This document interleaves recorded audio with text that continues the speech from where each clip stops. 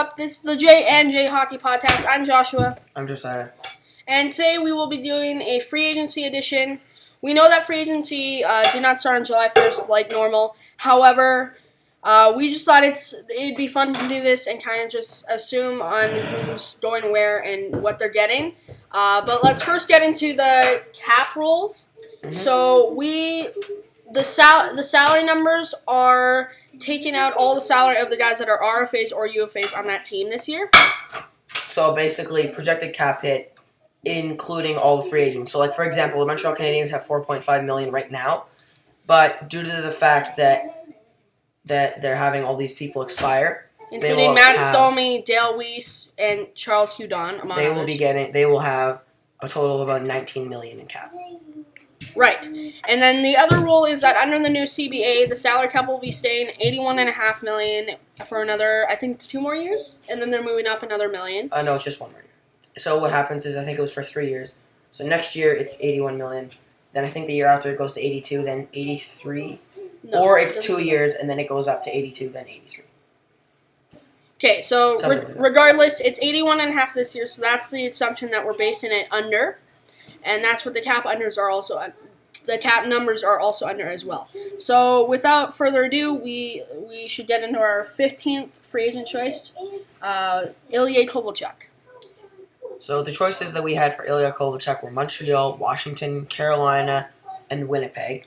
Reasons being for Montreal, as you heard earlier from Josiah, they have about $19 million in cap space. With Domi being their only major RFA, they can do a little bit of shopping this summer, so they will show up a few times on each of these players' list. Kovalchuk was a really good fit in Montreal, and with $15 million, he's not going to have to worry about getting his money. He'll get about $3 million, and he seemed okay in pressure situations this year with Washington at the end of the year. So dealing with the market of Montreal shouldn't be a problem. He seemed to handle it really well when he was there. And yes, that's why we think that he's a good choice for Montreal. The next choice is Washington. We just think that he would be really good on the power play along with Ovi. Like he could play left point or something like that.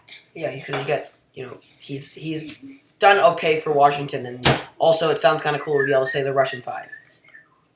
Because, without Ilya Kovalchuk, you can't say the Russian 5. And also, the most important, Washington probably provides him the best choice, the best chance at a cup. And then the other 2 teams are Carolina and Winnipeg. Our number 14 choice is Kevin Shattenkirk, with the first team, the St. Louis Blues. Now, this is assuming that St. Louis is not going to be able to keep Pietrangelo, because there's no way to keep Pietrangelo and get Shattenkirk. It's already almost impossible to keep Pietrangelo right now. They only have a total they only have $20,000 in cap space and no major UFAs or RFAs. $20,000 that year, but coming up, with the exception of Pietrangelo, obviously. Coming up, they have more money, right? Right.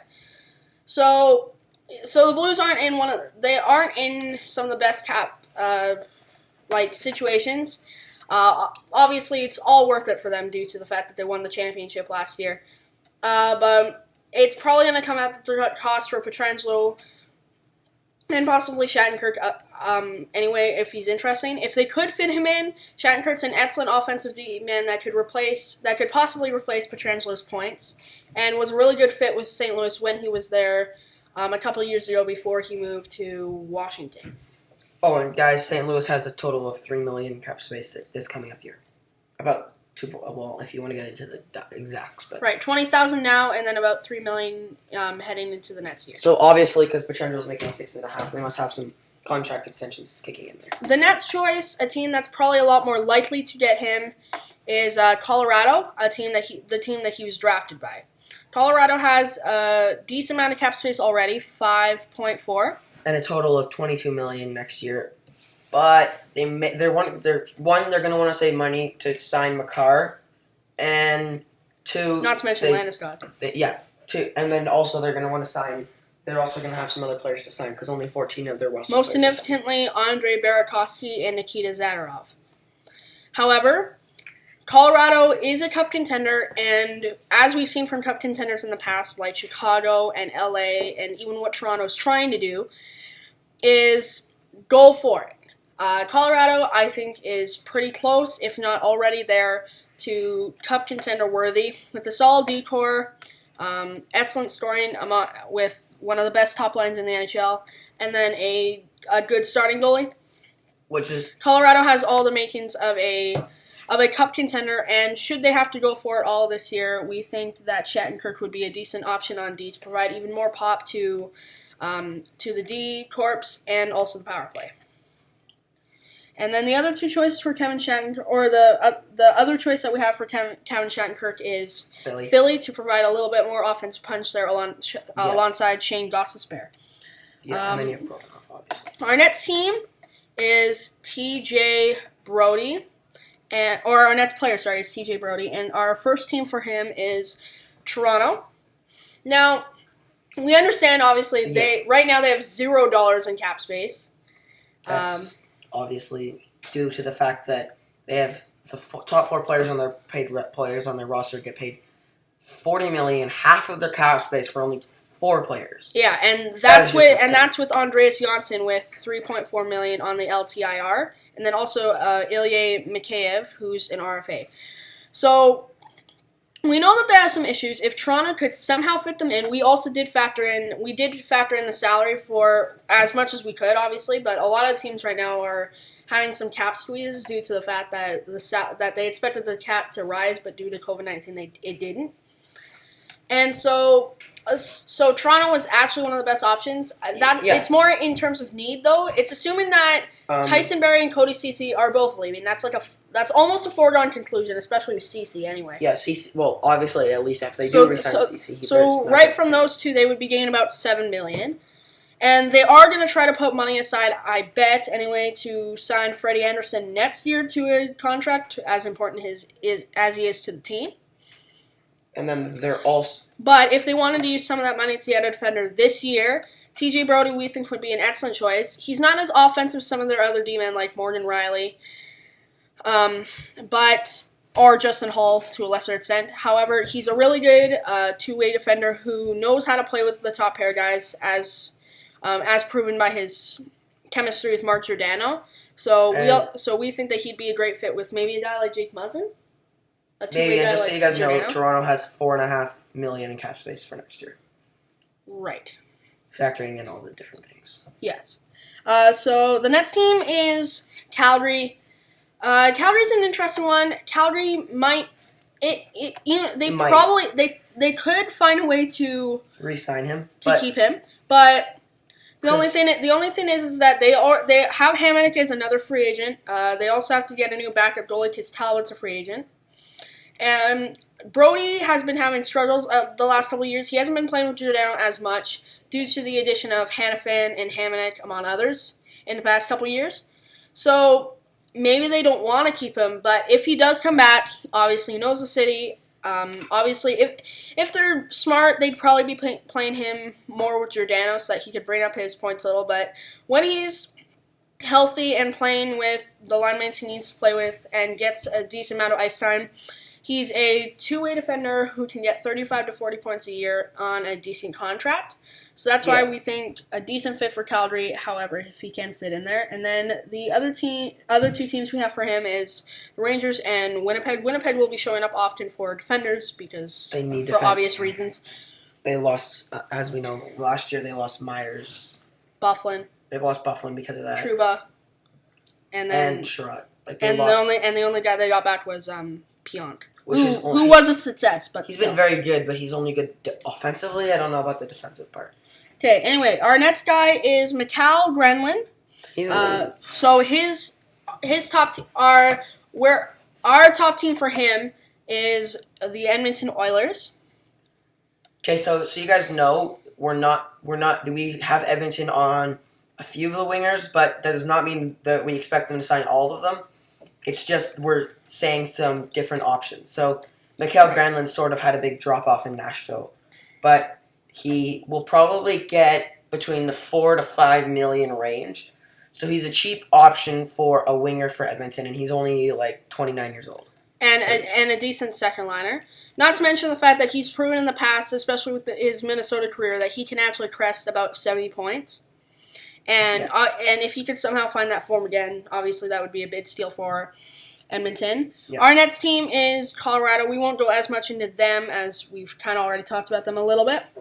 However, as we were saying before, they're a cup contender that's probably going to be trying to go for it, like Chicago and LA in the past.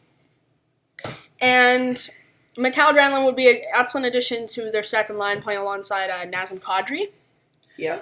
That's fair. And then the last guy we have, or the last team we have, is Carolina. Because they need more depth scoring, right? Because while their top line is insane, I mean, think about it. Do they really have a lot of secondary scoring? No, their D probably scores more goals than the rest. So they could either use the cap space that they have to get Granlund, or they could or Granlund or like someone else. There are lots of scoring winners. Yeah, it doesn't have to be Granlund. Or you could trade one of your D-men like Brent Pesce or something like that to get a good or another forward. However, Granlund, unlike a lot of the other forwards, has that potential to play like a first liner if he can find that back. He was a good fit in Minnesota when he was getting more ice time. He wasn't getting as much ice time in Nashville, I believe. Not to mention he just hasn't meshed very well, I guess, with the players there. So if he could move to a place where he could possibly be playing even with Aho and Teravainen on top line, then he could probably bring his point total right back up. And obviously that would be a big boon for Carolina. We also had on our list. Sorry, we didn't have anybody else. We had Montreal for him, right? He'd be in. Sorry, never mind. Anyway, so our next guy is Sami Vatanen. Although, can I have an honorable mention for Mikael Granlund? There is a chance he could go back to Minnesota because he was a really good fit there. What do you think about that? He might want to go back because he meshed really well, and the team, most of the team, I don't think that's the type of need Minnesota has right now for someone that's. He did prove himself, obviously in Minnesota, but obviously that didn't mean too much to them due to the fact that they traded Granlund. Anyway, I don't see it, but okay. And then the next guy, as I said, is Sami Vatanen. Yeah. Our top team for him is actually the Florida Panthers. Now, they obviously have a ton of free agents to sign, but the Florida Panthers have a total of $20.9 million in cap space, so about $21 million. So it's likely that Florida could, instead of signing both Hoffman and Dadonov, sign one of them. They're about the same age. Dadonov's a year older. So just sign one of them, and then use the other to get a defenseman. And Sami Vatanen, we think, would be a decent fit there. He could be playing alongside possibly Keith Yandel. I know that they're both offensive. But adding another defenseman to Florida, they do need. Yeah. Defenseman, Ekblad, Yandel, Strawman, and Matheson are their top four right now. And it's not bad. It didn't prove itself really. It didn't really prove its worth this year with all the goals that they let in. That was also partly due to Bobrovsky's struggles in net. However, adding another defenseman that could maybe bump one of those guys down, possibly even Michael Matheson, who Joel Quenneville occasionally tested at forward. He was so mistake-prone at defense this year. Maybe bumping him down to the third pair might even be best for him and his development and for the team itself. Yeah, because if he's making mistakes, you don't want to be playing. Okay, the next team for Vatanen is the Dallas Stars. So they're a team that, they have John Klingberg and Miro Heiskanen, but then it kind of drops off, right? So they could use some more supporting cast because, John Klingberg and Miro Heiskanen are obviously are elite defensemen, but if they don't have anybody else, it's sort of like, you get the, almost like a little bit like San Jose. Like, the San Jose's third pairing sucks, even though they have, two big stars. But so, basically, Dallas needs that extra, maybe, push from their defense. Yeah, it might be best to. You can definitely see the neglectance on their forwards to defense on Cap Friendly here. The forwards are making a total of $48 million, led by Sagan, Ben, Pavelski, and Radulov. However, Janmark, Faska, and Corey Perry are free agents this year, so if they could let go of two of those guys, probably like Perry and Yanmark due to the fact that Fasca is a RFA. And they let go of those guys and then let go of like Roman Polak because I don't think he's good enough to be in the NHL anymore. That could give you even more salary and definitely enough to get Sammy Vatanen. Who will probably get about $5 million, $4 million, give or take. About the same as Granlund, probably. Maybe a little, maybe hair more or less. I'm not sure. But anyways, so Dallas has 18.6 in cap. Okay, and then our other two teams are Montreal and Toronto. And then, so heading into our top 10 now, we got Braden Holtby at the number 10 spot. For a lot of people that have followed Holtby's career, this might seem a bit surprising. Vezina Trophy winner, tied the wins record with 48 a couple years ago. However, he has fallen off the map in the couple years since his goaltending coach Mitch Torn left to the Islanders. Speaking of the Islanders, I think the Islanders would be a dream team for Holtby, and I'll tell you why. Okay. The Islanders, first of all, Mitch Torn is their goalie coach, and that's when Holtby was good. And they have Barry Trotz. And he wasn't as good once Torn left. In fact, he was barely starter level. Also, Samsonov breaking out net, and Washington probably not even being able to afford him. He's most likely going to be leaving Washington to find a new home. Islanders need a new starter, but they don't need a guy that's going to be playing like 60, 65 games due to the fact that they either have Thomas Greiss or Semyon Varlamov as his backup, so Holtby could be playing about 50-something games, and then the other backup handles 25 to 30. Mm-hmm. And then you have Mitch Torn, and then they also have the head coach that led them to the Stanley Cup, Barry Trotz, as well in New York. So I think the pieces all fit together. I think he's going to New York. If he doesn't go to New York, Detroit is another option. Yeah, I mean, Detroit kind of needs a goalie. Now, I think that Holtby's going to get really overpaid because, he's... His resume. But his goal, I wouldn't pay him over $4 million. I wouldn't, like, if I'm a fan of the Oilers, but if the Oilers went and signed him for $7 million, I'd be really angry because his stats this year, his save percentage was below 900, which is atrocious. Right. So, yeah, I mean, Detroit is a half-decent fit. Maybe not. New York sounds like by far a better fit, but, maybe Detroit wants to sign him, and maybe Holtby wants to get signed by Detroit. Yeah, maybe time will tell. Yeah. Our next team is Colorado, because as we said before, Colorado's a cup contender. Grubauer's a good starting goalie, but he doesn't have experience, and he proved himself just okay this year. So if they want to get better, signing Holtby and then having Grubauer, not to mention the fact that they're reuniting as Grubauer played with Holtby in Washington, that would also be an excellent fit as well. And then our last team is Carolina for similar reasons. They need a starter. Number 9 is another goalie, Jacob Markstrom. Him and Holtby will probably get paid similar, but Markstrom's really more deserving of it. Markstrom, I'd be happy if the Oilers signed Markstrom, but unless it was for a crazy amount of money. But with Holtby, you don't really, Okay, so our first fit for Jacob Markstrom is the Vancouver Canucks. Now, I'm just hoping this happens. It's unlikely due to Vancouver's lack of salary. However, they have a shade under $18 million in cap space. That's with having to sign Markstrom, Toffoli, and Rotanen, among others. They have an abundance of bad contracts they could try to get rid of, such as Brandon Sutter, Jay Beagle, Sven Baertschi, and Louis Ayrton. However, those four, if one of them was going to be got rid of already, then it probably would have happened. Because Vancouver's been trying to shop them around, knowing that also Pettersson has an extension coming up next year. So it'll be really hard to fit them in. Besser trade rumors have also been thrown around there a little bit. I don't see it happening.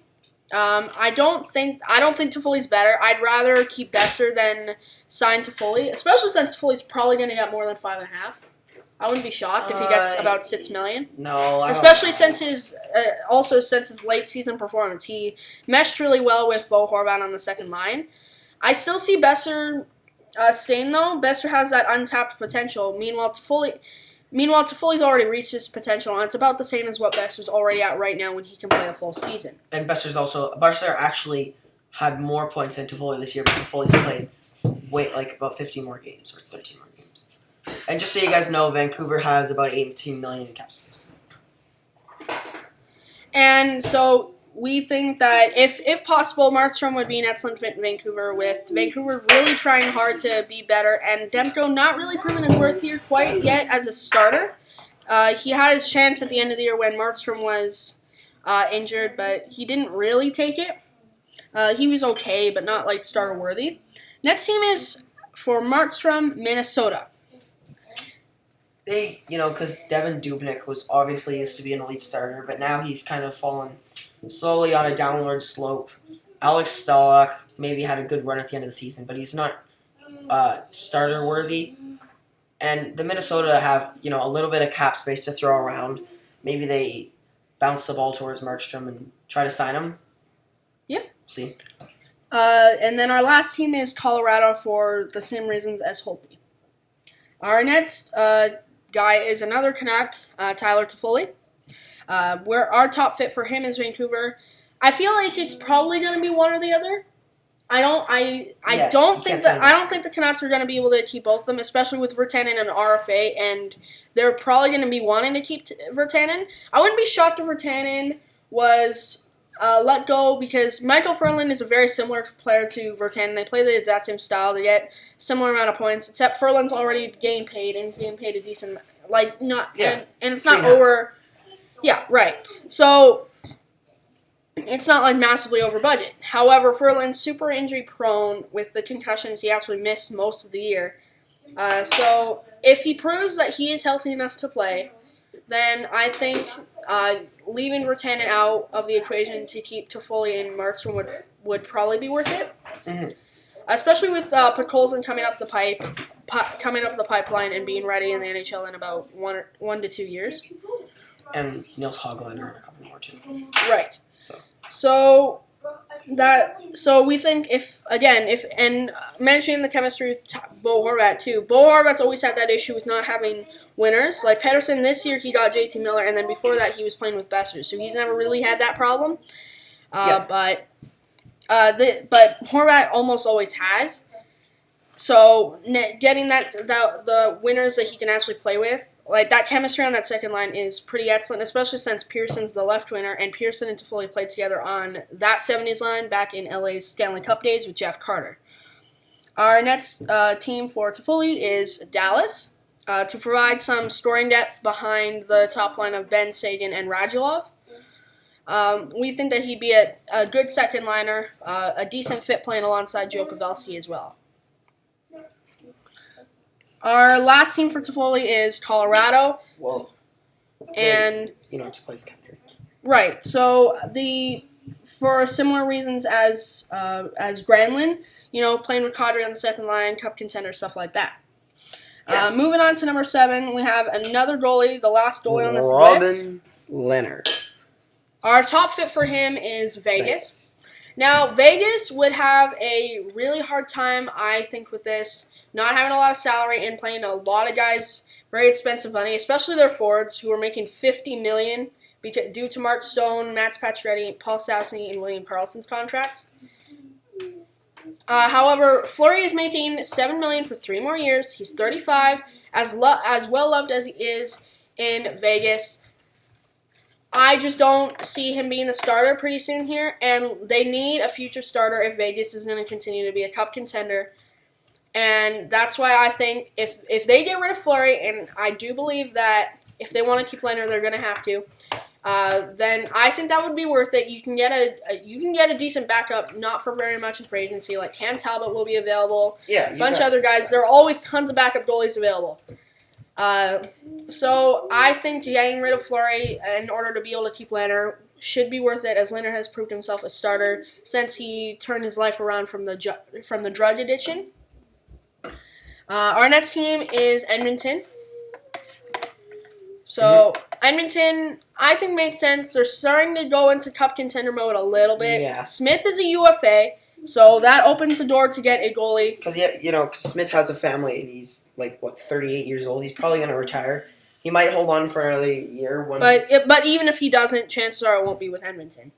Yeah, well, you never know. He did So, okay. so Lehner would be we think a good starter. Koskinen plays like a middling starter, like kind of a 1B kind of guy, if you will. Mm-hmm. But Lehner's a 1A to a number 1, and Edmonton's going to need that kind of goaltending in the future here should they want to win a cup, and obviously they do. Well, every team wants to win a cup, so yeah. So we think he'd be a good fit there, especially since he's going to see the team as a future cup contender.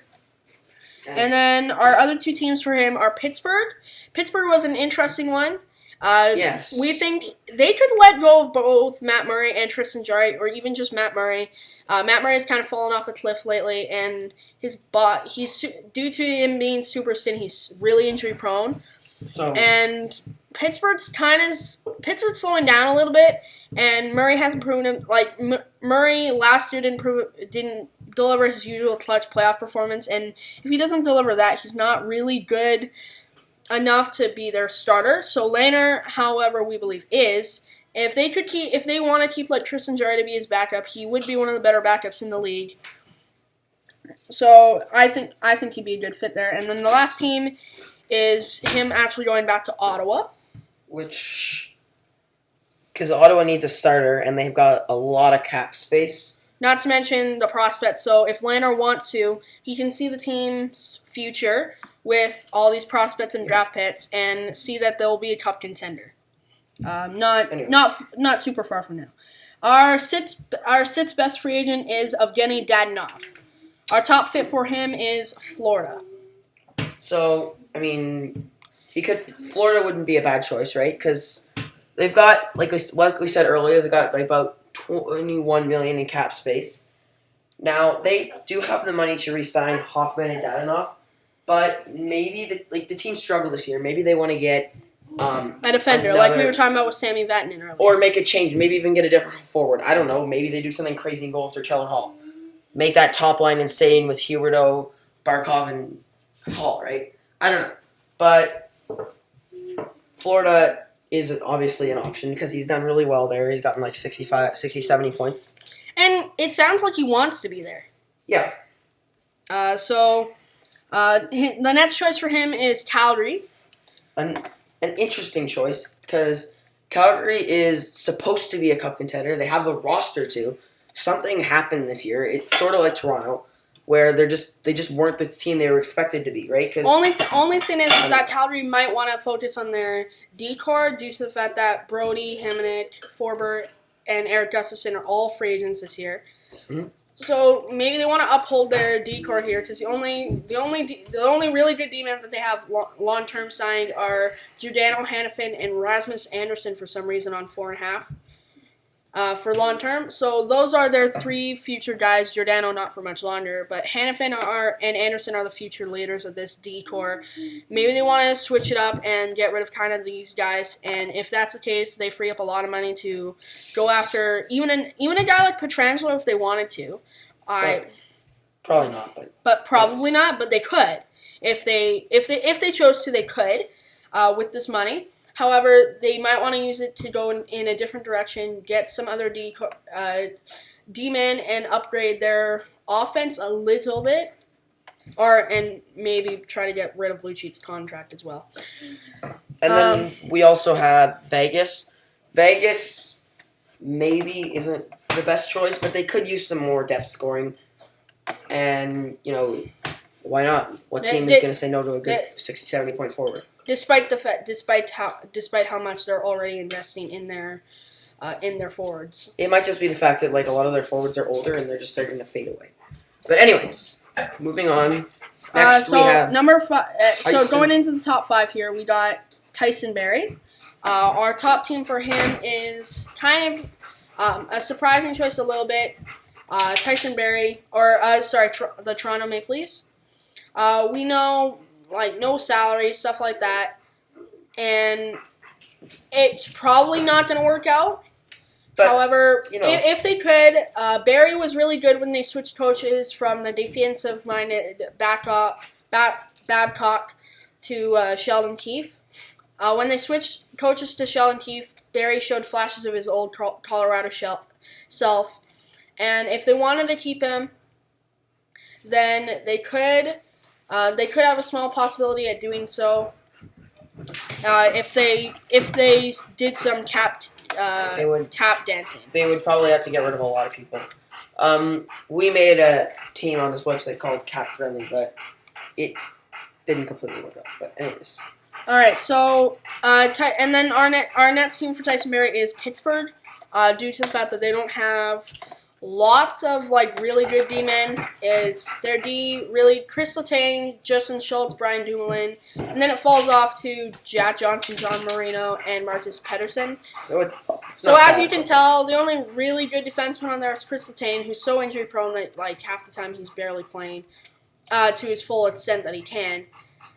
So that's kind of unfortunate. Schultz is also a UFA this year, so that frees up some money. And Pittsburgh also has Connor Sheary and Evan Rodriguez and a bunch of mid-tier forwards not signed for this year.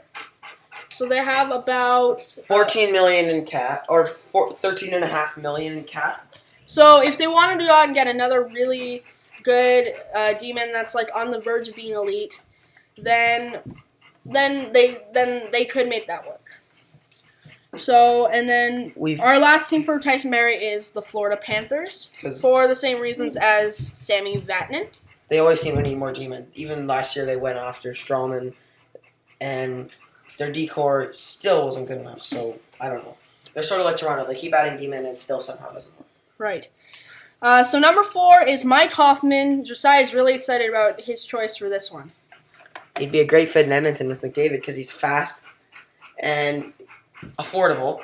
At about $7 million is what I think he'll get. We did a lot of thinking on Taylor Hall as well, him going back to Edmonton, and that would be quite fun if that happened. However, we kind of doubt it. Hall said he loved Edmonton, so there was I'm sure he'd come back if he could. But Edmonton's going to want a more affordable option, because goaltending is still an issue. Unless Hall wants to take a hometown discount, but that's... I don't know. So they already don't have a lot of money, and that's with Andreas Athanasiou being an RFA. So, I don't know. We just don't see it as they have enough cap space. Not to mention having to get a new goalie with Smith being a UFA. So we just don't see them having quite enough cap space to go after Hall, but Hoffman should come cheaper. Not having Hall's resume, but should be just as good, if not pretty close. So that's why we think he'd be a good fit there. Our next team is him going back to Florida. So, for most of the teams, for most of the players, we had to put their original team on because unless there was a specific reason, like cap or any reason, but for Florida, they can afford him, and he's done really well in Florida. He's gotten a 70-point year last year. Hit 30 goals for the first time. And this year he had 59 and 69. So, he's been a really solid forward, and he's only 29. So still got some juice left in him. And then for Hoffman, the other two teams are Carolina to add more high-end scoring depth, a lot like Mikael Granlund. And then also Dallas is the last one for the same reason as Tyler Toffoli. Moving on to Torrey Krug. At now, number 3. He's been a good fit in Boston. Maybe not a pretty good one, but... Yeah, a good fit in Boston. He's protected by Zdeno Chara. Yeah, no kidding. But Boston next year only has, they've got to deal with their cap, right? Sure. So they have $17 million. So it actually looks like they could afford him. They could. Chara is a free agent, so they might want to bring him back. Krejci's salary will come off the books pretty soon here. That's obviously good for them. If they wanted to, they could afford it. The only major free agent coming up pretty soon is in 2021 when Rask becomes a free agent. But they won't have to deal with that for a couple of years, and obviously the Bruins want to win another cup. So if they obviously want to bring Krug back. He's been a really good fit there. He's playing for a strong team, strong D-core with McAvoy, Carlo, Moore, and Chara. So we don't really see any reason why he has to leave if he doesn't want to. Our next team for him is Colorado. We've discussed them a lot. They're So they need another high-tier defenseman. They have Kale McCarr right now. Samuel Girard and Eric Johnson and Nikita Zadorov are their top four. Except for Kale McCarr, it doesn't flash at you. Eric Johnson's making a bit too much money, $6 million. But a decent amount of the guys are coming off the butts. Zadorov, Mark Barbero, and Kevin Connaughton are both coming off, making 1.375. So they're not really significant players, but they can easily be let go by Colorado. So that frees up about $3 million for their decor and helps them perhaps lead in a new direction. Just deal with Zadorov. They can't get too cocky having to sign McCarr in a couple years to his monster RFA deal. But if they want to win a cup in the next few years, Krug would be an excellent way to do it. Yeah. Our other two teams are Montreal. He'd be a great fit with Weber. Weber could just protect him with a slap shot and just sits. Weber would just be like, body. Stay away from him or I'll smash you into the boards and break your neck or something. And Krug could lend some offensive pop to a team that needs it. Yeah. And could make a team from a middling team to a good team. And our last team is Florida for the same reasons as every other D-man that we've mentioned, including Tyson Barrie. So if they sign one D-man, they're going to have to give up either Hoffman or Dadonov. Dadonov is cheaper. Hoffman is younger. So they'll just have to decide what they want to do about that. Okay, heading into the top two, we all know who they're going to be. Taylor Hall is number 2. So our first choice for him is Calgary. The rumors for that are quite common. Mm-hmm. And I can see why. We were talking earlier about kind of taking their offense in a new direction maybe a little bit. Yep. Obviously, they have the personnel to store. They've got Tkachuk, Gaudreau, Monahan, Backlund, and Lindholm. They need that really good, that last star to finish it off, right? Right. If they can find a way to get rid of possibly Lucic, we think Hall would be an excellent fit. Really drive the team up to the top as they want to, and as they want to win the cup. Pretty soon here before some more guys have to get signed, and a lot of money is being freed up this year due to the abundance of D-men becoming free agents. Our next guy for Taylor Hall is actually Columbus. Now, we considered a lot of these star winners for Columbus. Due to the fact that Columbus is a middling team, we were looking at a lot of star winners, and we realized that what Columbus really needs is a star winner. They don't need another middling winner. They have plenty of those. Gustav Nyquist, Cam Atkinson, Nick Foligno, Boone Jenner, Oliver Bjorkstrand. They have tons of those guys, but they don't have a true first-line winner. So that's what Hall will provide for them should he go there. They have the cap space to do it. They have the personnel that can be appealing enough to Hall. And with the exception of Pierre-Luc Dubois this year, no major free agents or restricted free agents of any kind. So he'd be an excellent fit in he'd be an excellent fit in Columbus. Next team is a reunion in Edmonton. Which, like we said, is not very likely. A little bit of a pipe dream, but fun. It would Hometown be fun. discount.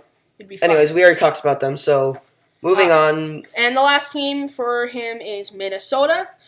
So they're kind of in the similar boat to Columbus, except that they don't really have the cap to do this. They'll have to kind of worm their way out of some contracts. Luckily, Koivu and Galchenyuk are both free agents this year. Koivu could possibly retire. Maybe won't, but could possibly.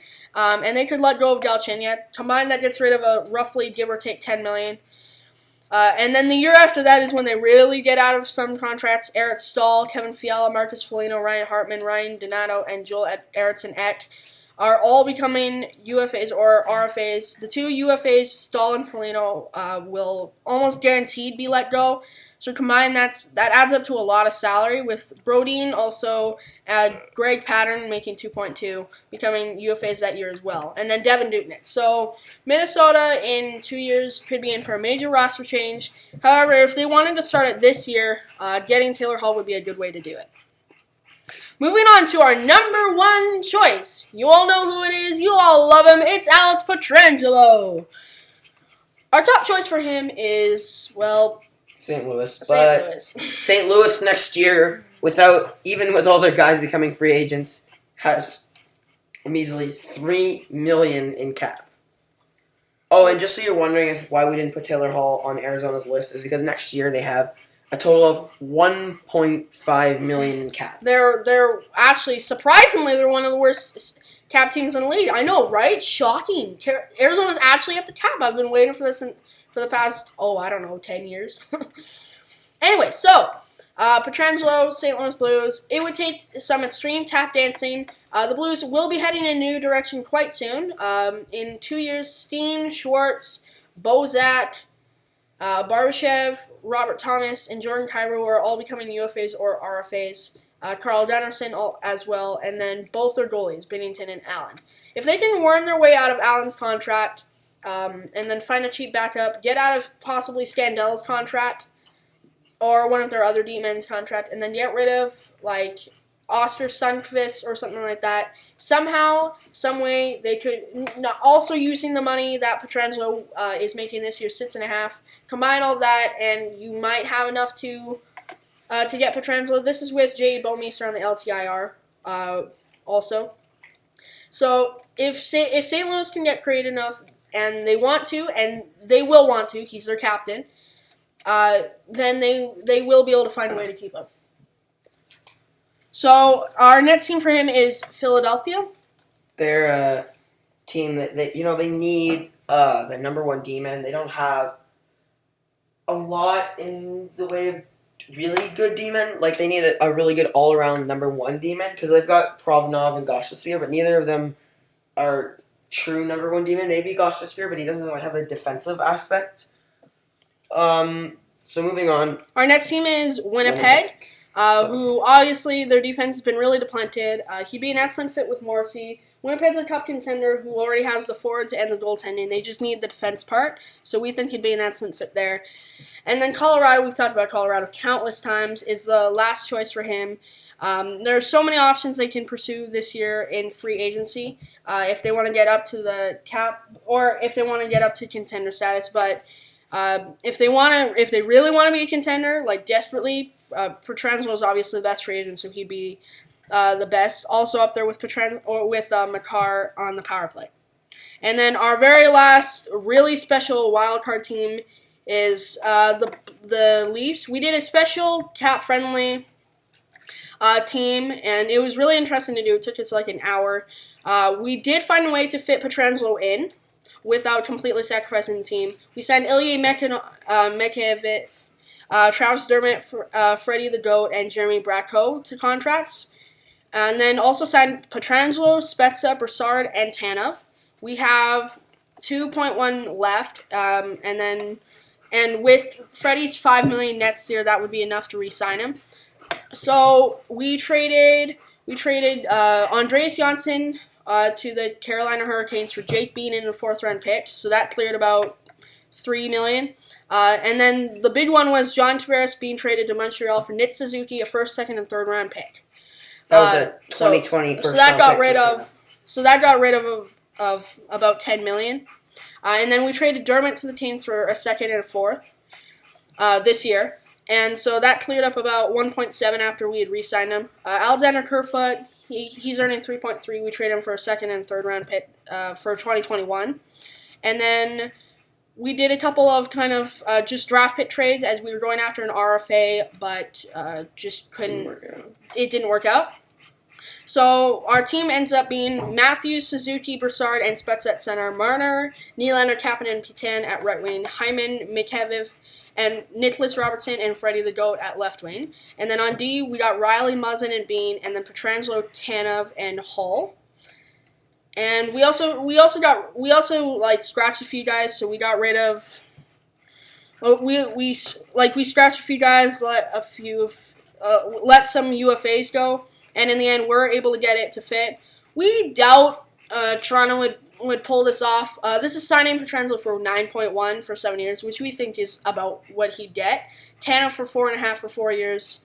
Broussard for 1.3 at 2 years, and then Spezza 1 year at the league minimum, just like this year. So if they could use that extreme tap dancing, they'd probably love Petrangelo. Montreal really wanted Tavares back in 2018. They were one of the last teams that was on Tavares' list. I think third behind or fourth behind the Islanders, the Sharks, and the Leafs at the time. But anyway, so if they could do that tap dancing, obviously the Leafs would love just about any really good UFA. Another guy would obviously be Bufflin too.